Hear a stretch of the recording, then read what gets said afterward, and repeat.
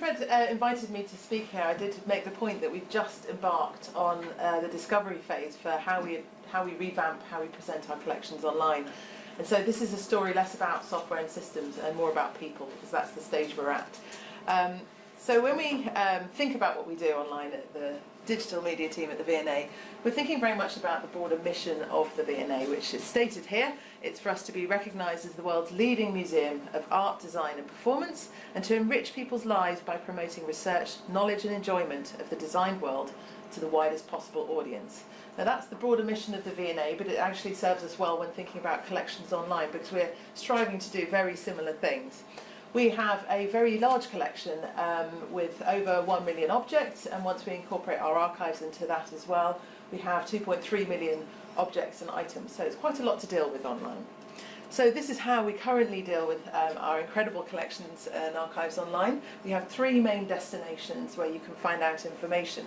We've got collections on the main website, where there's a more editorial view on the collections. Then we've got the Search the Collections website that's been around since 2009, and we've got Search the Archives. So they're very different presentations of quite similar data. So we're thinking at the moment about how we create a new destination for our collections online. And when people are thinking about collections online, they often think about 2 different modes that the user might be in. One is browse and one is search.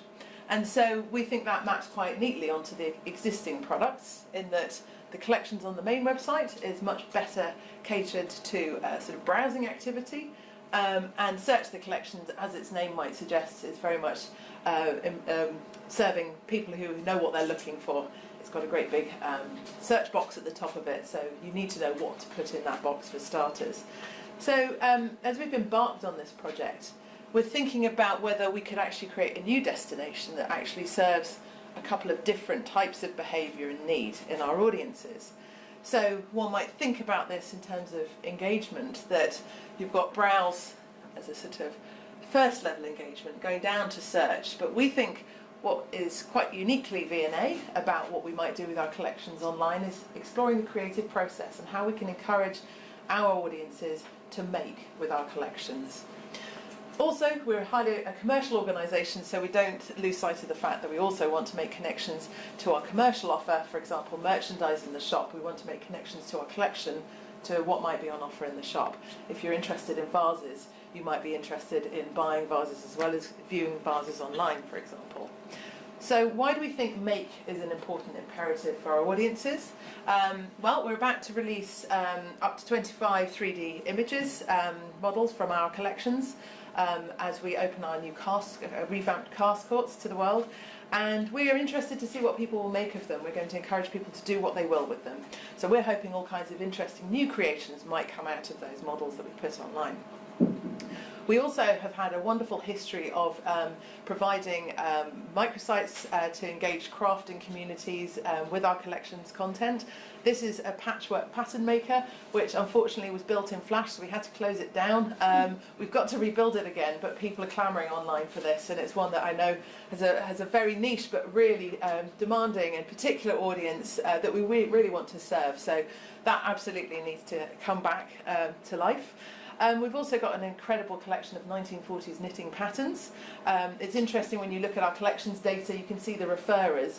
They're the usual suspects, but we have Ravelry as a top referrer on occasion, which is the online knitting community, if you don't know already. And we want to bring all the material that we've got that will actually help makers make, bring that into the same destination as the rest of our collections data. It's not just physical making we're talking about digital making as well. We want our collections data to be available to all, and it currently is. The API is about as old as Search the Collections itself, so going back to 2009. We want to create a series of APIs that serve different audiences to different ends, but this is some work that's already been done with the existing API. We have the V&A Spelunker by Good Form and Spectacle. George Oates created this nice site that just takes 8 random objects from our collections under a particular filter. In this case here we've got 8 random wallpapers. There's a Chrome extension made by Alex Charlton and Gala Jova, which displays a V&A object every time you open up a new tab on your Chrome browser. And then we've worked with the digital artist James Bridle on something called Hyperstacks, which matches objects from our collection with today's headlines. So when we're thinking about making, we're thinking about it in the round, from the physical act of making to the digital. It's probably worth just recapping on what we've done to what end previously before looking at what we're going to be doing in future. So looking back at the history of our collections online, the initial search of the collections went live in 2008 and went live with 30,000 works and 50,000 images. We then, in 2009, launched what you see today, which is Search the Collections down here. And the Collections API went live along with that. It's basically the front end of our collections management database. It doesn't present any more information than is contained within that system. And it's now got 1.2 million objects and 750,000 images of those objects. And it did, at the time, win an award, but now it's looking like a very dated interface and one that doesn't necessarily serve the breadth of all the different audience needs. We've also had collections existing on the main website separately from Search the Collections for quite a long time. And that's where we house lots of the editorial content about our collections, including film and animations and other long-form content. And here you can see different incarnations of how that article and other content has existed over time. Is that going to work? No.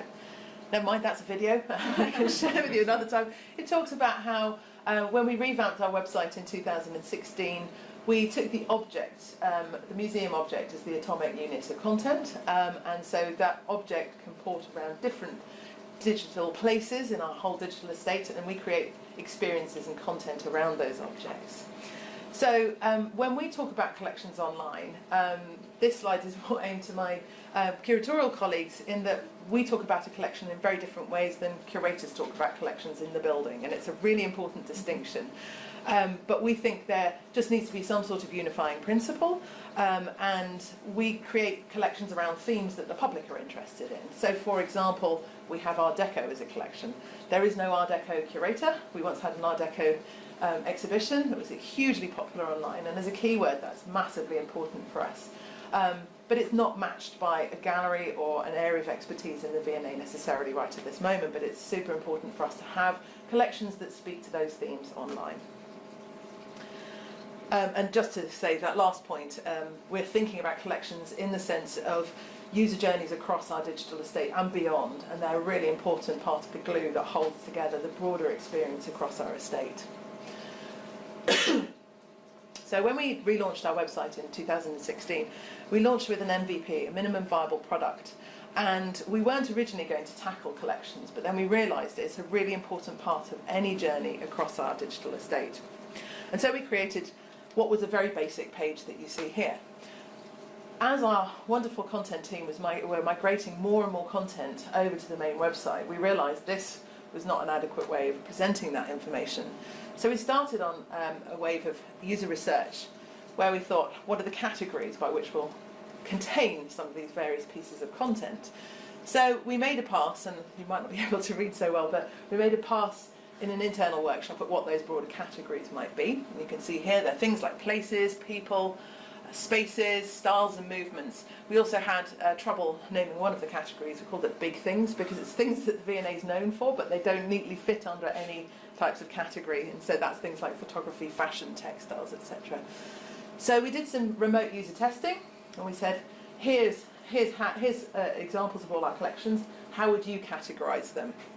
So we spoke to 10 users across the globe. That's both in the UK and internationally. It's really important to say that our collections online, it's about 60% international versus 40% UK. It's the reverse on the main website. So we needed to have a good spread across the globe. Interesting here that one of our users decided to categorise our collections in the following way: average, fair, good and okay. The rest of them got the idea though, and you can see that there are patterns emerging here. For example, countries and places became clear, and artists and people became another theme, periods, historical eras, etc., and types of material. So we started using things like similarity matrices to understand where we've got the greatest congruence between what people think and how we classify our collections. So you can see some themes being reinforced here, things like geography and fashion and materials and techniques. So this helps us by knowing the sort of more, the denser the colour there, the more closely aligned those pieces of data are. So that's what we then built with something called From the Collections. Again, the title changed because we want to imply that this is not the definitive V&A collections, it's content inspired by and from the collections. So that was an important statement to make, but we also redesigned the entire page, and you can see now we have those categories as entry points into the collection. And so it enables us to show much more content, much more collections content in a much more ordered way, and helping people browse and discover that content. However, it doesn't enable us yet to show hierarchies within the collection or crossovers between the collections. So that's going to be a big focus for us as we revamp our collections online. Important also to say the archives are also represented online.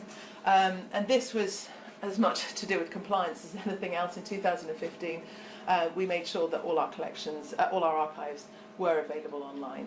It's a very different experience because archives, as we know, work in a very different way to collections objects. These are some of the stats. So you can see here that Search the Collections gets a lot more traffic, but importantly it gets a lot more dwell time and many more pages consumed when you're there. However, it's not a very good experience. You are scrolling through database entries, which is interesting. So we want to get more of the editorial approach we've got in the main website and bring that to Search the Collections. So onto the future of collections online. What's the problem we're trying to solve? It's the answer to this question. When somebody says, tell me everything you have about William Morris. Now William Morris, again, like Art Deco, is one of our most important keywords, and people across the globe are looking for William Morris content, and they often end up on the V&A website. We're well placed to serve their needs. However, the William Morris problem is like this, that you might find William Morris and Search the Collections is a lovely piece of furnishing fabric. You might find William Morrison from the collections on the main website. You might find an article there about wallpapers or a video about a particular carpet he made. You also might find William Morris on our blog, or in the National Art Library, or in our archives. There's this poster here from an exhibition earlier in the 1990s shows. Then we continue with the problem in that V&A Images, our image licensing business, also has some William Morris. So does our publishing team. We make lovely books about William Morris. And we also sell William Morris objects in the shop as well, including this delightful garden kneeler. So what's our objective for our collections online? We want to create one destination to serve users with a bunch of different needs, allowing them to discover, research and make from our collections. And we don't want to just give them a search results page because we don't think that's the most exciting way of interacting with the wonderful content. So what's our aim? It's to get more people spending more time doing more collections content. So we've begun with a lot of stakeholder consultation and a survey on our websites, which ran for 2 months between August and October, and we got about 8,000 responses and some incredible material that we gleaned from that. And it ran across these various different platforms. So we've got now a really good insight into who's using our collections online. The interesting thing here is that most people are there for personal interest. It's a bit like Art UK, but with us we were surprised by that because this is very much an academic database that's being exposed to the world through Search the Collections.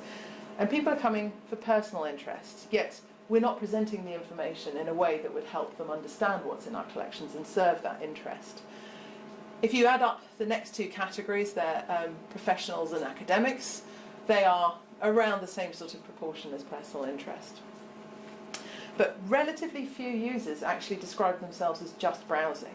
So this idea that we've got lots of people online who are just browsing our collections is possibly a fallacy. Certainly for us, there's always a little bit more intent than just browsing and having a look. So that's why personal interest ranks quite high, I think, in our survey.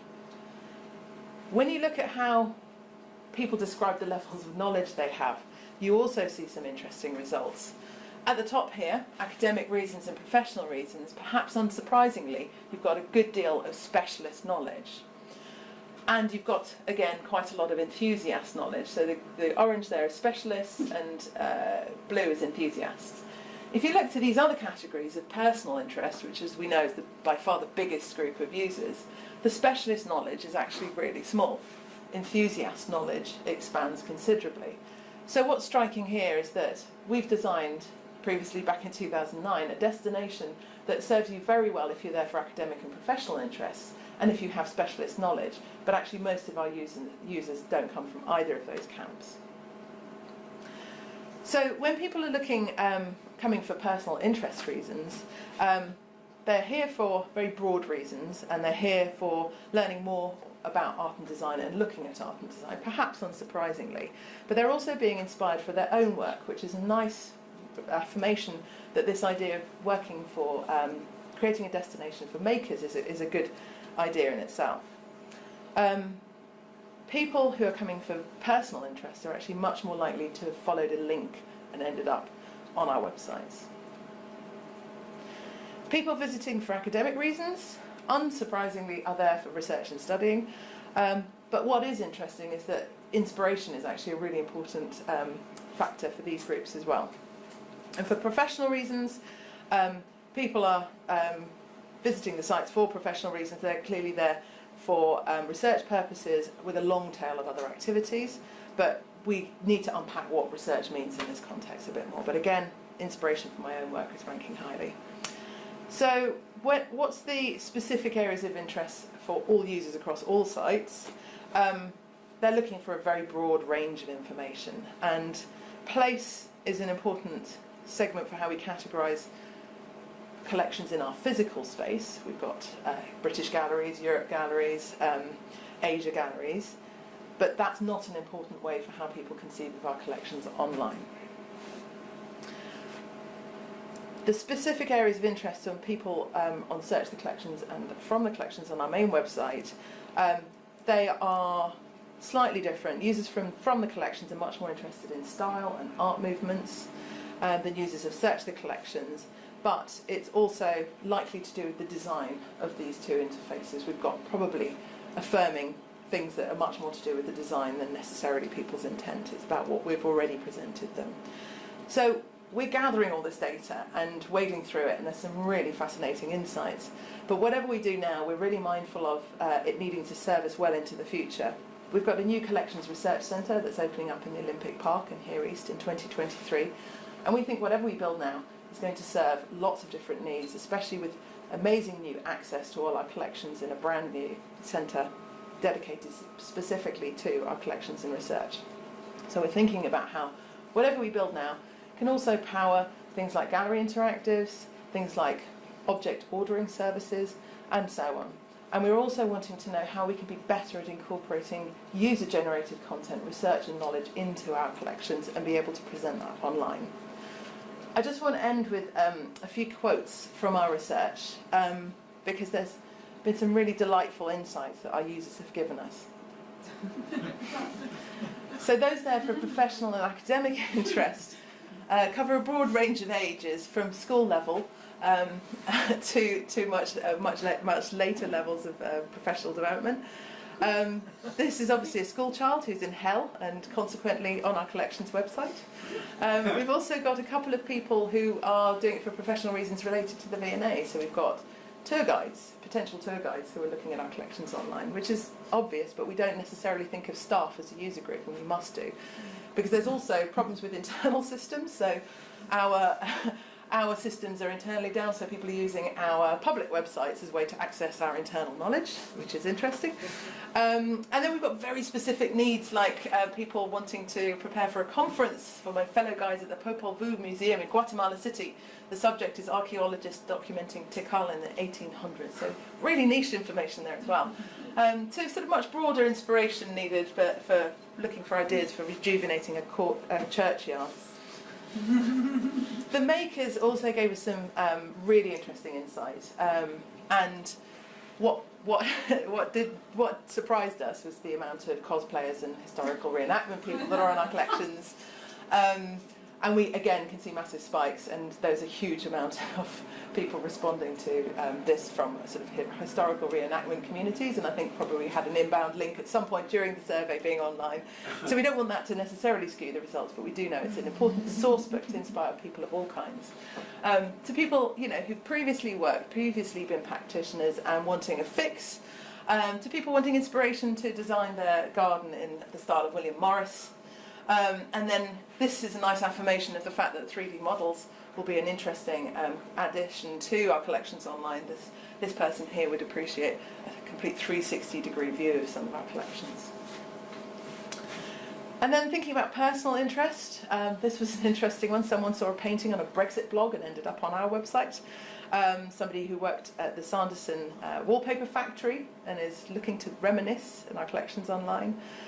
Somebody very specifically wanting a picture of Salisbury Cathedral by John Constable that they then might put on their computer if it's a nice one. To Arcade Fire fans who are looking to find out a bit more about the detail behind one of their songs called Rococo. But they liked what they saw when they got here, which is brilliant. If we can get music fans to end up on our websites and consume and engage with our collections, that's brilliant. And I guess I just want to end with one last quote, which to me really reminds us why we're all here, why it's really important that we provide access to our collections. It was one of the favourite places to visit of my husband. He was from London, while I'm Italian. He passed away, and I like to remember this museum where he took me a lot of times with my daughters. It's a nice poignant one on which to end, but it just reminds us of the importance of why we're all here and why it's so important to put our collections online in an accessible way. Thank you.